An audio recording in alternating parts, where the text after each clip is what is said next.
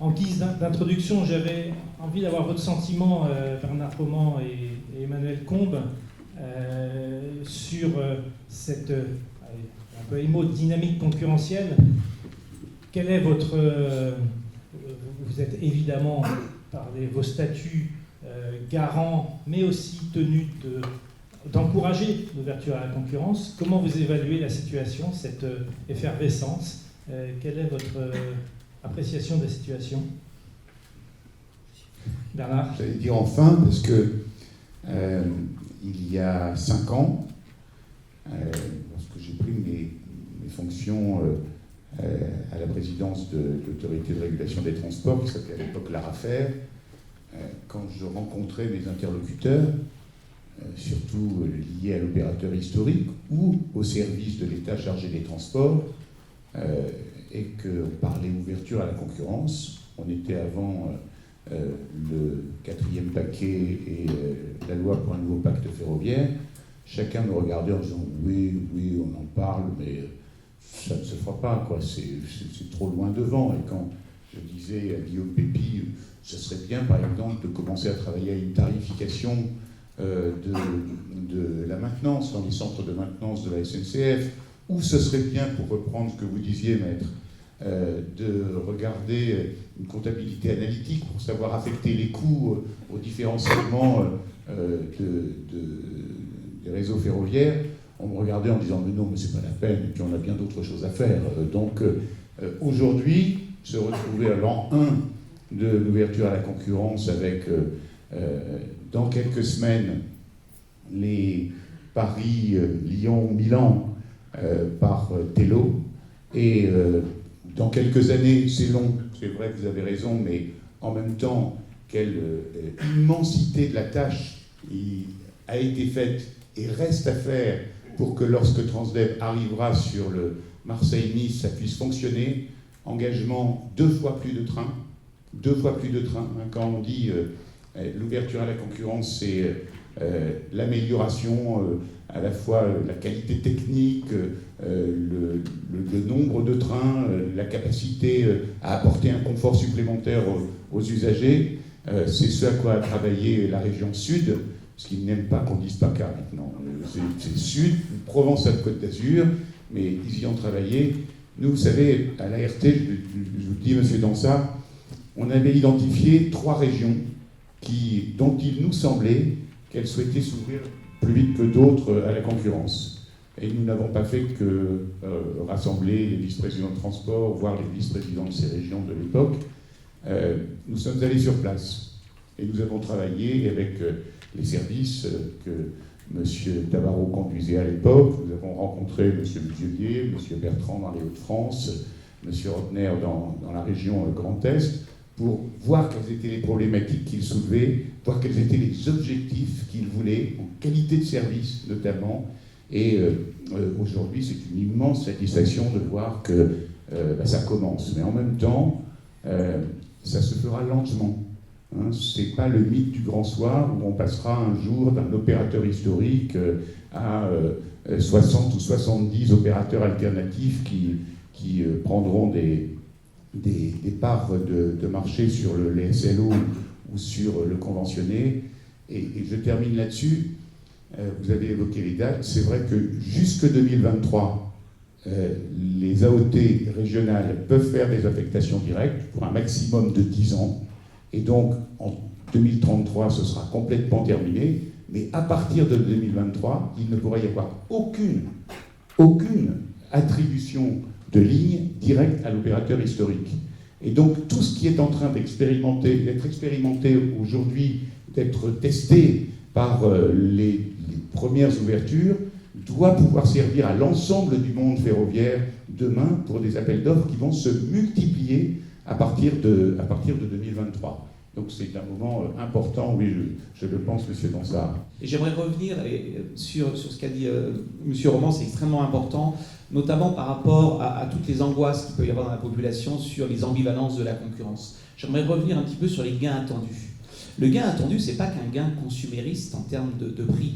En réalité, la concurrence On verra, hein, in fine, si ces gains se sont réalisés. L'expérience en général confirme la théorie assez bien. Il y a 4 gains. Il y a 4 gains espérés et c'est important de bien les cranter parce qu'ils sont de nature complètement différente. Il y a le premier gain auquel on pense tous immédiatement, c'est bien sûr le gain en prix. Pour parler encore plus familièrement, le gain de pouvoir d'achat, qui peut être considérable.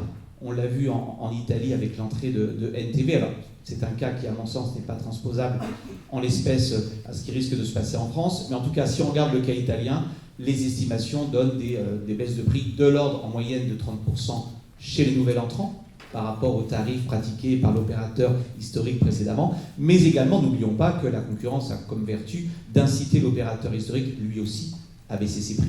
Alors, estimé en Italie de l'ordre de 15%. Et là, vous parlez plutôt d'open access. Exactement, je suis sur l'open access. Pardon, je suis sur l'open access, tout à fait. Tout à fait. Donc le premier gain, c'est bien sûr le gain, je dirais, de baisse de prix qui se diffuse à l'ensemble du marché. Ça, c'est aussi important à le dire, comme je le dis souvent dans le transport aérien, le grand gagnant de l'entrée d'EasyJet, c'est le client d'Air France. Ça, c'est le premier facteur. Le second effet de la concurrence, c'est bien sûr l'effet d'induction. Et je voudrais insister sur ce point parce qu'il est fondamental. En économie, c'est un petit peu le b.a.-ba. Quand un prix baisse, la demande est toujours plus ou moins élastique au prix. Si le prix baisse, la demande augmente. Et elle peut augmenter dans des proportions, mais tout à fait considérables. Alors, je ne ferai même pas de parallèle avec l'aérien, parce qu'on a des chiffres absolument hallucinants. Mais si vous regardez le cas italien, alors c'est assez bien documenté quand on regarde les études académiques. Sur la période 2012-2016, on a une hausse du trafic de l'ordre de 90%. Et donc c'est assez intéressant de s'interroger là aussi sur l'origine de ce trafic, de cet effet d'induction. Ça peut être du report intramodal, de lignes classiques vers des lignes à grande vitesse. Ça peut être du report intermodal, visiblement c'est le cas en Italie avec l'aérien, sur Milan-Rome. Mais c'est surtout des clients qui voyagent plus qu'avant, l'occasion faisant en quelque sorte, l'opportunité faisant l'occasion de voyager. Donc ça peut être une clientèle touristique, mais aussi une clientèle à laquelle on pense moins, qu'on a beaucoup vu dans l'aérien, une clientèle qu'on appelle, nous, spécialistes de l'aérien, les visiting friends and relatives, ceux qui ont des résidences secondaires, et qui, à la faveur des baisses de prix, vont aller plus souvent dans leur résidence secondaire. C'est aussi toute la clientèle affinitaire, régionale ou bien internationale. Donc, vous voyez, on peut avoir des effets d'induction qui sont absolument considérables. Troisième gain, dont on ne parle quasiment jamais, la concurrence, c'est aussi l'opportunité d'aller sur des lignes où il n'y a personne, où il n'y a plus personne, si j'ose dire. C'est ce qu'on appelle l'effet de maillage du territoire. Amusez-vous à regarder, typiquement, si je reprends le cas de l'aérien, toutes les lignes qui ont été ouvertes à la faveur de l'entrée d'opérateurs comme EasyJet et plus encore Ryanair.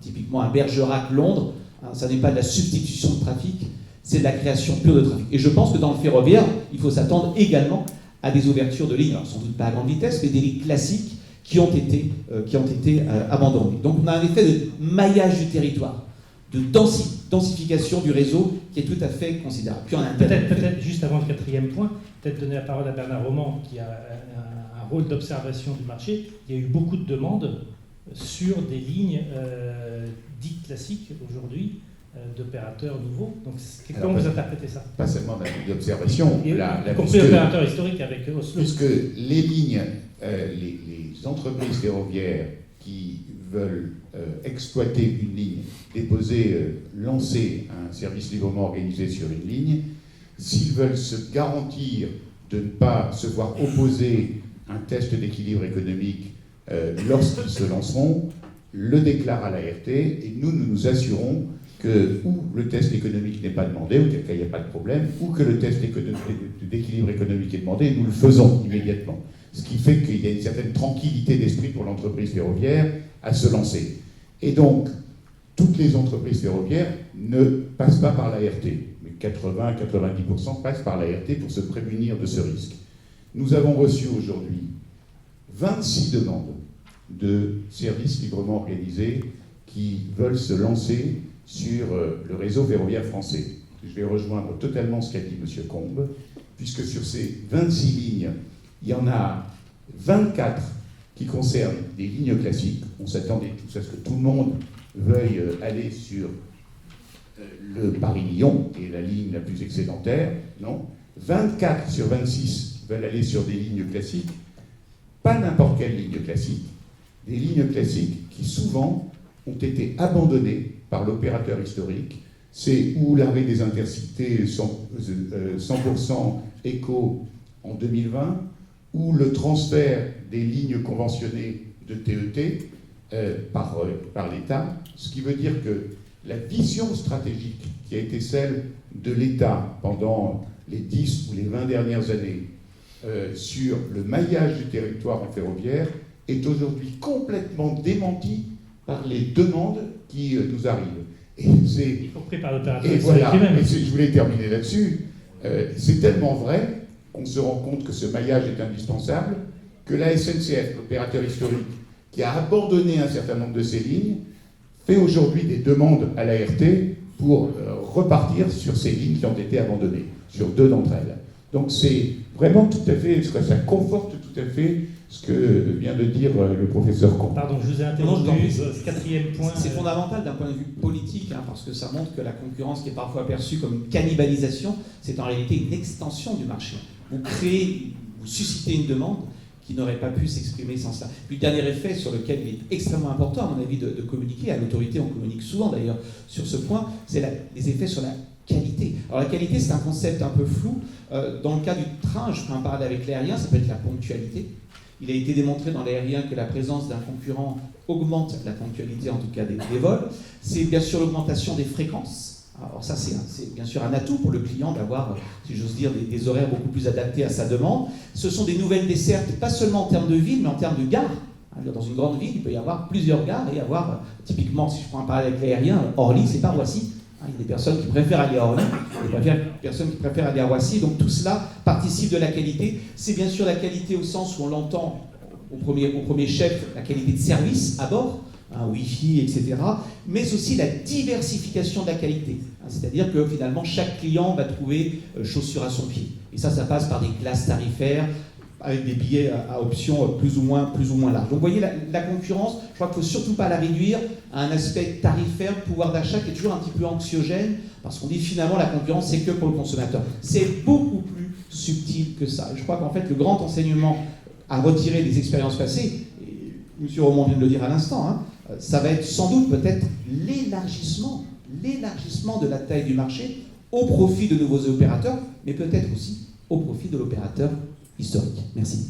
À la réserve près que l'infrastructure puisse accueillir tous ces trafics. Pour nous, le projet de la grande vitesse, c'est un projet fascinant en France, mais qui, évidemment, nous a apporté beaucoup de problèmes à aborder, d'obstacles à dépasser, mais c'est quand même un projet vraiment fascinant.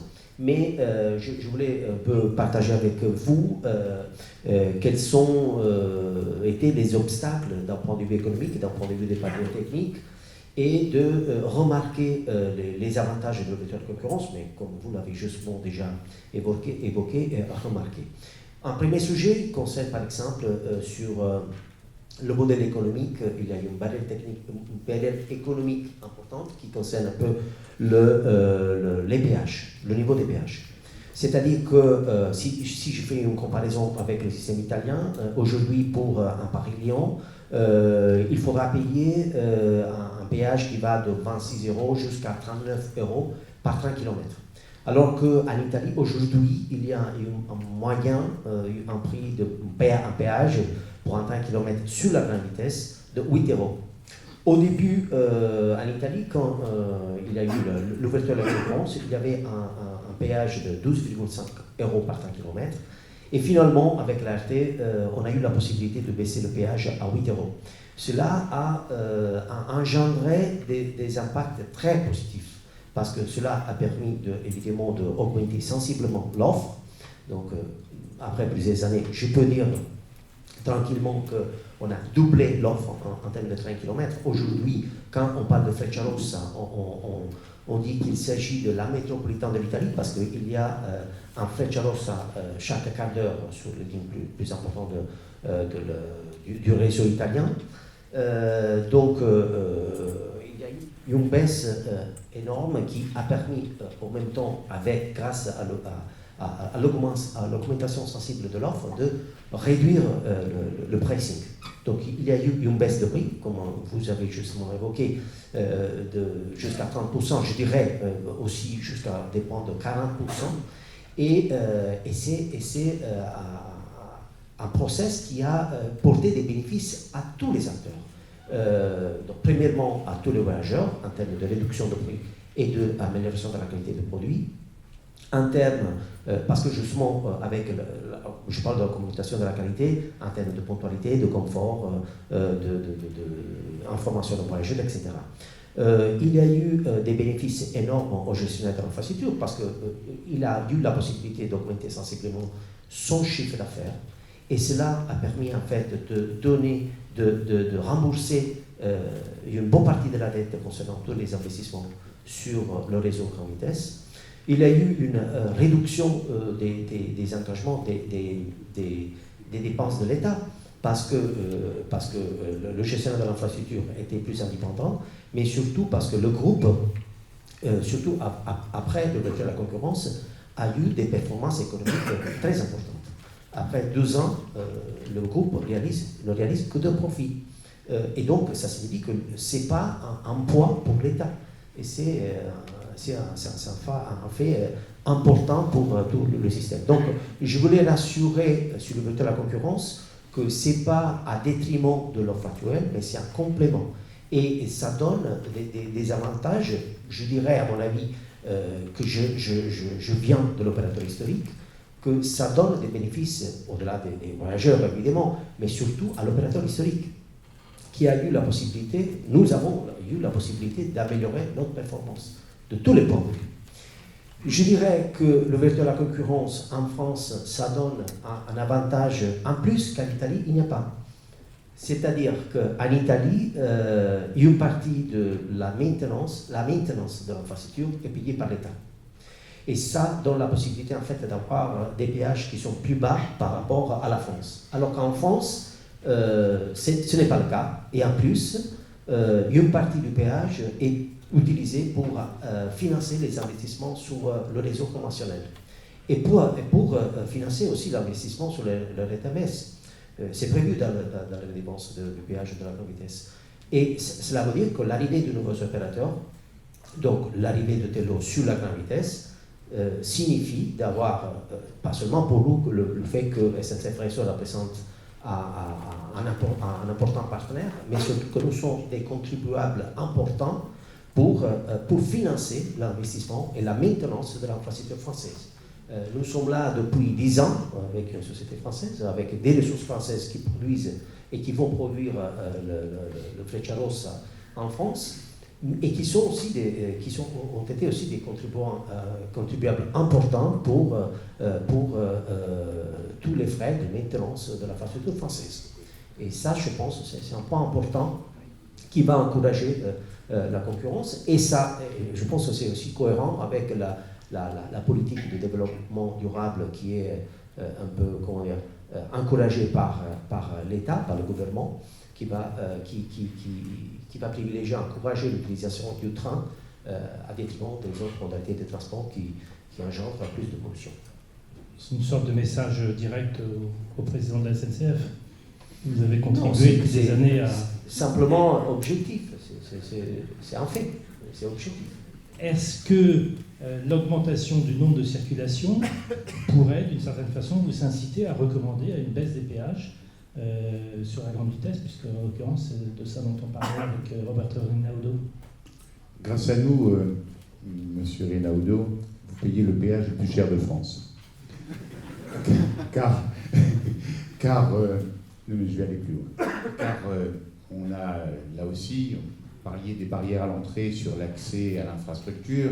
On pourra peut-être en parler, y compris sur les questions de signalisation et de sécurité qui on y reviendra sont le plus gros problème technique auquel vont être confrontées les entreprises ferroviaires qui veulent entrer sur le marché français et sur lesquelles je regrette que le ministre n'ait pas été là parce qu'on aurait pu lui poser directement la question. Mais sur lequel l'État ne fait pas ce qu'il doit faire, ne fait pas ce que l'Europe lui demande de faire, ne fait pas ce que les directives lui commandent de faire. Et ça, c'est une véritable barrière à l'entrée qui va se poser à la plupart des entreprises ferroviaires, sauf si elles sont extrêmement riches et qu'elles peuvent débourser 250 millions par âme pour faire régler ce problème par d'autres spécialistes. Sur les péages, On mène un travail depuis des années avec SNCF Réseau pour avoir des péages les plus intelligents, les plus lisibles, les plus transparents possibles sur le réseau ferroviaire français. Les péages, il y a un minimum qui doit être payé, ce qu'on appelle le coût directement imputable, qui est le coût d'usage du réseau lorsqu'un train passe sur le réseau. Je vais aller vite, mais il y a quelques années, que vous fassiez passer un TGV simple ou un TGV double à étage, c'était le même prix, ce coût directement imputable. Or, manifestement, quand vous faites passer un TGV double avec à étage ou un TGV simple, vous n'usez pas de la même manière le réseau ferroviaire. Et donc, on a introduit peu à peu, bon là, la tonne-kilomètre, et ensuite on a regardé les segments qui étaient les plus rentables pour les utilisateurs, et au-delà du coût directement imputable, il y a ce qu'on appelle des redevances de marché, des markups, qui sont gérés en fonction des segments considérés. C'est très important pour le transport conventionné, je le dis à Franck Versin et à Philippe Tabarot, même si Philippe Tabarot n'a plus malheureusement en charge ces questions, mais c'est très important pour le transport conventionné aussi, parce que sur un réseau de TER, ça n'est pas la même chose de joindre la métropole à une grande ville de la région que de joindre deux petites communes de la région en termes de rentabilité du segment pour l'opérateur ferroviaire, aujourd'hui la SNCF, mais demain d'autres, nous le souhaitons. L'exemple italien est tout à fait significatif. D'abord, l'État contribue plus que l'État français au financement de l'infrastructure. Il n'y a pas une seule infrastructure en Europe qui s'autofinance, ça n'existe pas. Sinon, il y aurait des infrastructures qui seraient passées en bourse. Il n'y a pas d'infrastructure qui fonctionne sans une intervention massive de l'État. Il y en a qui le font à 100%, c'est la Suède par exemple. Il y en a qui le font d'une manière importante, plus ou moins importante selon qu'on donne l'argent ou selon qu'on le reçoit. Tout à l'heure, le ministre évoquait des chiffres. C'est pas 3 milliards, c'est 2,9 milliards chaque année sur le réseau, sur la régénération du réseau. Il y a 5 ans, on disait qu'il fallait 3 milliards par an pendant 10 ans pour remettre en état le réseau. C'est quelque chose d'essentiel pour l'ouverture du marché, l'accès au réseau et la capacité d'accès au réseau. Aujourd'hui, un récent rapport dit qu'il faut 3,4 milliards par an pendant 10 ans, et il y a 5 ans qui sont passés. Donc il y a vraiment un besoin massif d'intervention sur le réseau. Pour répondre directement à la question du péage, le système français est malthusien. Il est malthusien. On préfère faire des grands TGV toutes les 2 heures que des petits TGV toutes les demi-heures. Et ça aussi, c'est lié au péage, à la politique des péages qui a été entretenue pendant des années. Puis on préfère fermer des lignes de TET ou sortir des lignes conventionnées, comme je l'évoquais tout à l'heure, parce qu'on ne les juge pas assez rentables et qu'on ne regarde pas le potentiel qui existerait si on avait des vrais cadencements, si on avait une vraie organisation, si on avait une vraie qualité de service, si les sillons ne subissaient pas des plages travaux qui amènent les usagers vers d'autres moyens de transport. Et donc on a un système malthusien. Et on est l'un des rares pays en Europe à ne pas avoir connu d'augmentation de la part modale du ferroviaire dans les 7 ou 8 dernières années. Tous les autres pays qui ont ouvert, c'est une 5e conséquence qu'a évoqué le professeur Combe, une 5e conséquence de l'ouverture du marché chez nos voisins, la part modale du ferroviaire par rapport à l'automobile et par rapport à l'avion a augmenté partout, sauf en France. Alors c'est vrai qu'en France on partait plus haut, notamment parce que la décentralisation aux régions des TER, il y a une vingtaine d'années maintenant, avait fait exploser la part modale du ferroviaire dans les régions. On partait plus haut, environ 10% sur les 1000 milliards de kilomètres qu'on fait chaque année en France. Il y avait 10% qui étaient faits en train et 84 ou 85% en voiture. Aujourd'hui, on est toujours à 10%, mais les autres, qui partaient de 6 ou 7%, augmentent 7,2, 7,3, 7,4, 8, régulièrement avec le maillage qui est organisé par l'ouverture à la concurrence du transport ferroviaire. Donc sortir de ce système malthusien, nous, c'est ce qu'on essaye d'expliquer. J'essaye de l'expliquer à l'agence de participation de l'État, c'est difficile. À Bercy, c'est encore plus difficile. Au ministre des Transports, qui aimerait bien avoir un peu plus l'oreille de Bercy, mais on peut gagner SNCF Réseau pourrait gagner plus d'argent avec des péages moins élevés et plus de trains. Et l'exemple le plus significatif, je ne vais pas rentrer dans le secret des affaires, c'est que simplement l'arrivée de Tello sur le Paris-Lyon va augmenter de 12 à 15% le trafic sur cette ligne, à partir du moment où vous aurez démarré. Mais comme vous ne l'avez pas dit encore tout à fait publiquement, je ne le dis pas à votre place. Mais 12 ou 15% sur la première ligne de péage de France, ça montre que le péage pourrait être sur cette ligne 10% moins cher et que le réseau aurait toujours les mêmes recettes.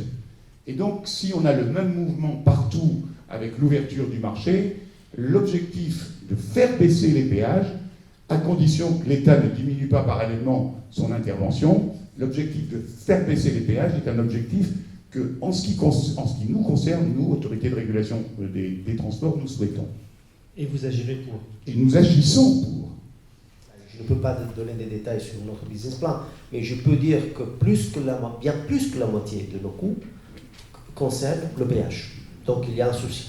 Monsieur Leto, alors, clairement, le modèle économique, sur SNCF, opérateur historique, entre 25 et 35% du coût, ce sont les péages.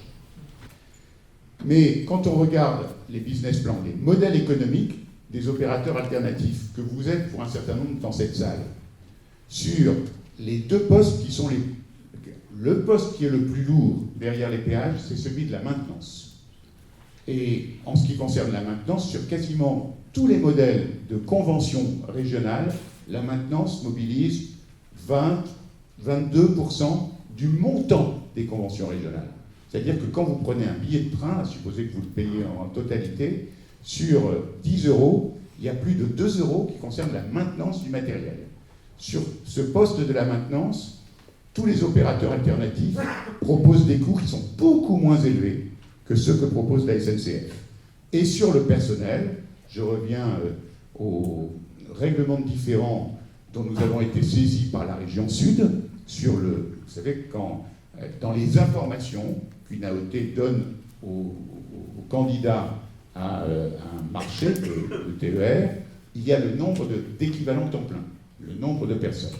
La région Sud nous a saisi d'un règlement de différend en nous disant ce que nous dit la SNCF, nous le contestons, nous pensons qu'ils ajoutent du personnel à celui qui est nécessaire pour faire fonctionner cette ligne qui était Marseille-Nice. Nous avons fait un travail fouillé, je vous remercie Maître de l'avoir dit, et nous avons conclu, nous, dans nos travaux, que la SNCF surestimait de 30% le nombre d'équivalents temps plein qui était nécessaire pour faire fonctionner cette ligne. La SNCF a fait appel, et la Cour d'appel de Paris, vous l'avez signalé aussi, nous a donné raison sur 9 catégories d'emplois sur 10, et sur la 10e, elle a dit que vous ne pouvez pas parce que vous prenez un risque en faisant cette estimation. Et la conclusion derrière la Cour d'appel de Paris, donc derrière le recours de la SNCF, c'est moins 25%, au lieu des moins 30% que nous avons estimés. Mais ça veut dire que dans les modèles économiques de la SNCF et des nouveaux entrants, il y a en termes de RH, de personnel, 25% de différence. Et donc c'est colossal. La maintenance, moitié moins, les RH, moitié moins, ce qui veut dire que quand on fait le ratio, on voit bien que les 38% de péage restent au même niveau, et que ça fait naturellement quasiment la moitié du coût d'exploitation, puisque vous dépensez moins sur la maintenance et sur le personnel, et donc on a bien conscience de cette difficulté pour vous. C'est pour ça qu'on est aussi d'abord on est très heureux que vous veniez sur le Paris-Lyon-Milan, mais on est très heureux aussi qu'il y ait de nombreuses demandes sur des lignes dont les péages sont beaucoup moins chers, qui sont les lignes classiques que j'évoquais tout à l'heure. Parce qu'elles sont absolument pas rentables aujourd'hui, puisque souvent elles n'existent pas. Et donc elles seront dans les classifications, dans la 5e catégorie des péages, c'est-à-dire les moins chers des péages que nous avons en France. Et j'ajoute qu'il y a dans la loi un certain nombre de dispositions qui peuvent permettre à un nouvel opérateur de négocier avec Réseau des plages de montée en puissance de paiement des péages le temps naturellement de rentabiliser l'investissement et de pouvoir pendant 1 an, 2 ans, voire 3 ans, remplir leur train. Je pourrais parler des barrières techniques à la traite. Ça, c'est le sujet le plus amusant. Parce que, en fait, nous avons dû aborder le sujet de la signalisation, justement évoqué de M. Brouard. C'est-à-dire que pour rouler des trains de grande vitesse en France, c'est nécessaire d'avoir un outil de signalisation qui s'appelle KVB Legacy. Or, la seule version qui est... Comment ? KVB TVN, merci. Ouais, Legacy, version Legacy. C'est la seule version qui permet en fait de rouler les trains à grande vitesse dans le réseau français. Et le problème, c'est qu'à partir de 2013, Alstom, qui était le seul producteur dans le monde à produire cet outil-là, a décidé de stopper la production de cet outil de signalisation. Or, entre-temps, la SNCF avait décidé de racheter tout le stock qui était disponible, et donc finalement, il n'y avait plus la disponibilité de cet outil. Bon, heureusement qu'on avait quelques exemplaires dans notre stock, on a fait quelque chose et finalement, on a réussi à avoir des KVB qui ont permis de monter un projet de grande vitesse. Le problème, c'est que nous ne pouvons pas imaginer de se développer avec une certaine masse critique parce que jusqu'à présent, il n'y a pas encore une nouvelle version de KVB.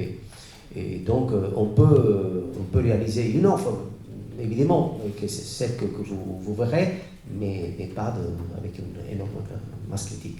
L'autre sujet concernerait le manque d'informations, et je dirais de compétences surtout. Donc, je vous donne quelques exemples. Vous savez qu'à partir de juin 2019, c'est à l'opérateur ferroviaire la responsabilité de certifier l'attestation de compatibilité.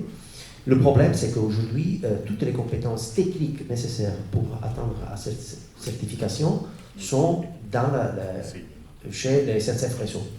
Donc, nous avons... SNCF Voyageurs Non. Pour l'attestation de compatibilité. Donc, l'attestation qui concerne la certification que notre flotte peut rouler dans l'infrastructure française. Ça, c'est chez Réseau. Et chez Réseau.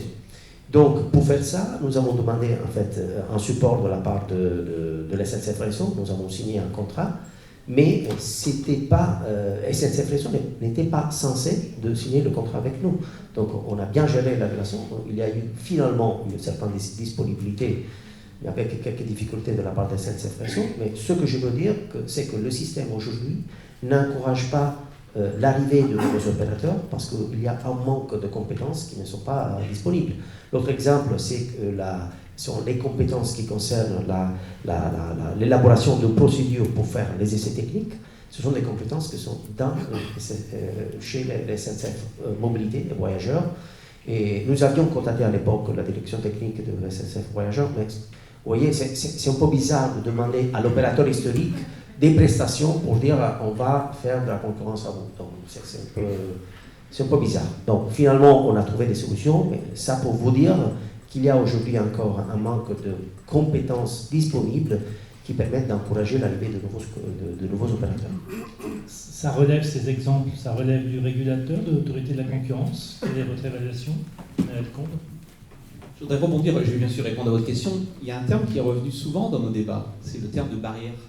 Si je résume, vous avez parlé de barrières péage, donc des barrières légales, justifiées, barrières techniques, barrières économiques, il faut des coûts fixes pour évoluer sur ce marché, des barrières humaines, des barrières informationnelles, comme l'a dit Maître Buard. Je vais rajouter au tableau une barrière qui, je l'espère, n'existera pas, mais enfin elle a existé dans d'autres pays, et c'est là que l'autorité de la concurrence peut avoir un rôle à jouer, c'est la barrière stratégique.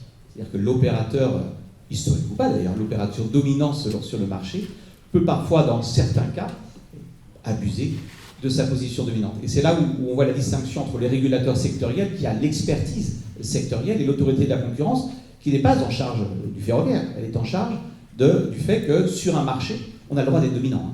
On n'a pas le droit d'en abuser ou de mettre en œuvre des pratiques d'entente. Et cet dernier exemple de barrière que j'appelle stratégique, ça n'est pas une vue de l'esprit. Alors j'ai regardé un petit peu ce qui s'est passé dans d'autres pays. Alors, je ne reprends pas le cas de la France, vous connaissez tous le cas qui a été traité par l'autorité de la concurrence il y a très longtemps, je crois que c'était 2012, dans le fret ferroviaire.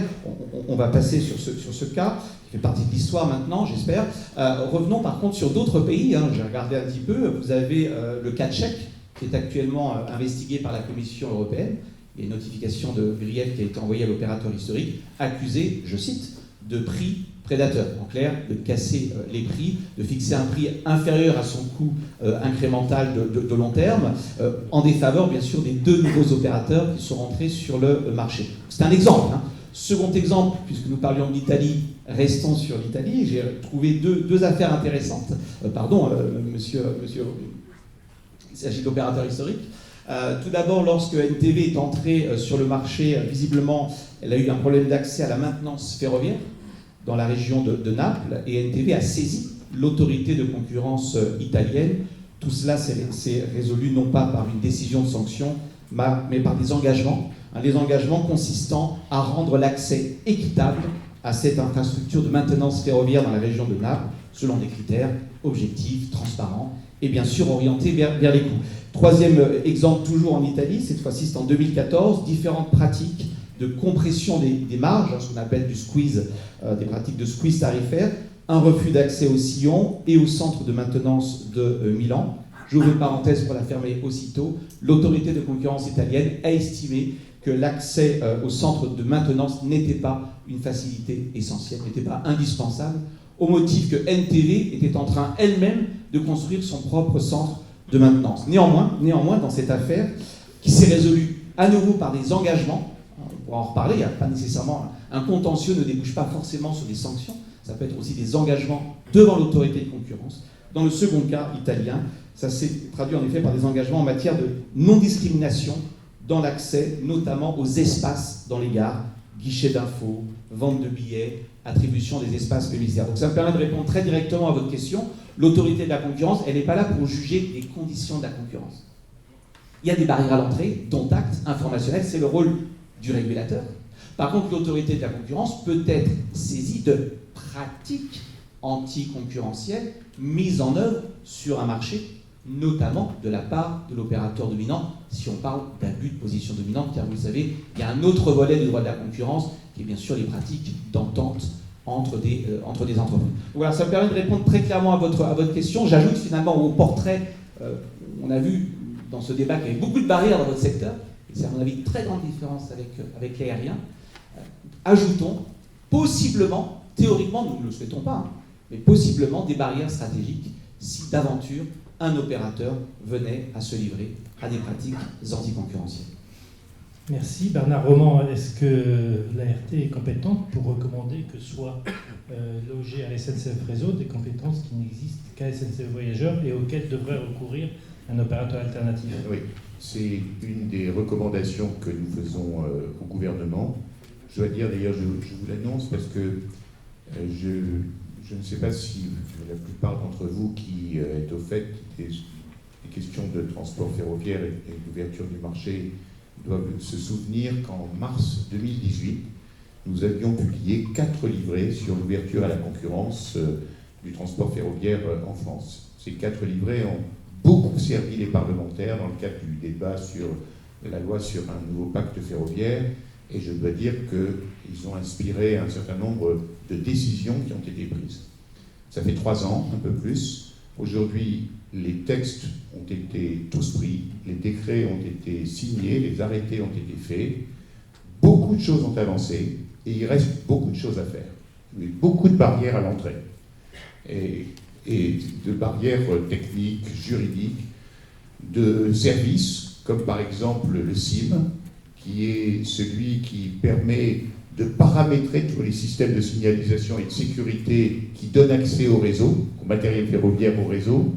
Le SIM, c'est une direction de SNCF Mobilité. Ça n'est pas acceptable. Ça n'est pas acceptable. On ne peut pas passer par le bon vouloir ou le carnet de commande de son concurrent pour pouvoir avoir accès au réseau quand on veut avoir accès au réseau. Donc il faut absolument que le SIM sorte du giron de SNCF Mobilité, ou en étant rattaché à l'EPIC de tête, en traitant d'une manière indépendante tous les clients possibles, ou en étant rattaché à la SA SNCF Réseau, et ce serait beaucoup plus cohérent. Et donc, ce sont des préconisations. Pourquoi je dis cela? Parce que 3 ans après, nous allons publier, mais nous allons le faire dans les règles de l'art, c'est-à-dire que nous avons rédigé un très gros rapport avec des fiches techniques qui reprennent toutes les préconisations que nous avions faites il y a 3 ans, toutes celles qui ont été reprises dans les textes. Et nous allons confronter nos conclusions à l'ensemble des opérateurs dans une procédure contradictoire, c'est-à-dire les entreprises ferroviaires, la DGITM, la SNCF, SNCF Réseau, pour avoir leur retour sur ce que nous proposons aujourd'hui. Et nous allons publier, rendre public le bilan de ce qui a été fait, de ce qui n'a pas été fait, de ce qui reste à faire pour une ouverture réussie à la concurrence 3 ans après la loi pour un nouveau pacte ferroviaire. Et dans ces préconisations, il y a, je le dis d'une manière un peu forte, mais il y a des mises en demeure au gouvernement de faire un certain nombre de choses qui, si elles ne sont pas faites, vont contrevenir aux objectifs de la directive et de la loi, et vont empêcher l'ouverture à la concurrence de continuer à se faire normalement. Donc on est à l'an 1, on va continuer, mais il faut continuer à se battre, être vigilant, et je le dis, M. Renaudot, quand vous rencontrez ce type de difficultés, saisissez-nous. Même si ce n'est pas de notre compétence, c'est toujours de notre compétence de dire aux interlocuteurs, ça vous ne pouvez pas le faire. Ça vous ne pouvez pas le faire. La SNCF ne peut pas se prévaloir d'être la seule à financer le réseau si les clients français la choisissent plutôt qu'une entreprise alternative, parce que tous ceux qui sont sur le réseau financent le réseau, et pas seulement la SNCF. Quand on dit, si vous prenez un billet SNCF, vous aidez à financer le réseau, si vous prenez un billet chez mon concurrent, vous n'aidez pas, c'est pas vrai. Parce que le client, en l'occurrence, ça fait quelques années qu'il est sur le réseau, qui paye ses péages, qui paye le coût directement imputable et qui paye les redevances de marché. Et donc il a servi à financer le réseau. Et donc ça, il faut nous le dire, il faut nous écrire, il faut nous saisir. Nous, on n'est pas pour ou contre la concurrence, on est chargé de veiller à ce que la concurrence se passe le mieux possible. Et donc, pour que la concurrence se passe le mieux possible, il faut qu'on soit saisi de toutes les difficultés qui se présentent, qu'on puisse ou non agir directement. On sent, Président Roman, à votre ton solennel, qu'au cas où vos préconisations ne seraient pas respectées, vous pourriez vraiment vous fâcher envers l'État, notamment. Vous savez que si, dans les textes, on a aujourd'hui l'obligation pour l'opérateur historique de transmettre le carnet de maintenance actualisé des matériels ferroviaires dans les TER, c'est à la suite d'une bagarre inqualifiable que j'ai eue avec la ministre des Transports de l'époque, qui, avant de quitter son ministère, m'a certifié que ça n'existait pas. Et donc, c'est des bagarres où on a besoin de se mettre en colère quelquefois, mais on ne se met pas en colère pour gagner, on se met en colère parce que ce que le ministre fait, ce que vous faites, ce que nous faisons, ce que l'autorité de la concurrence fait, c'est quoi? Chaque directive européenne se termine par la même petit morceau de phrase qu'on oublie souvent, au bénéfice des usagers. Au bénéfice des usagers. Quand on réussit l'ouverture à la concurrence, qu'on améliore la qualité de service, qu'on a plus de trains, qu'on a plus de fréquences, qu'on a plus de confort, et ben on le fait au bénéfice des usagers. Ça, c'est le boulot du ministère des Transports, des entreprises, de l'ART, de l'autorité de la concurrence, de veiller à ce que ça se passe bien. Voilà.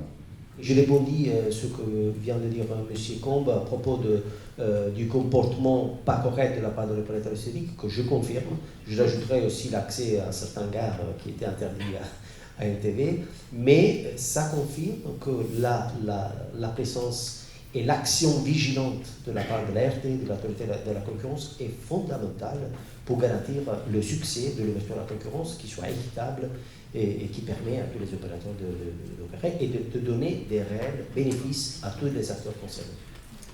On dit sur ce que disait M. Roman, c'est fondamental, cette répartition des rôles. Il n'y a pas de concurrence pour le coup entre l'ART et l'autorité de la concurrence. Ce que je veux dire par là, l'ART a l'expertise. Nous n'avons pas d'expertise ferroviaire.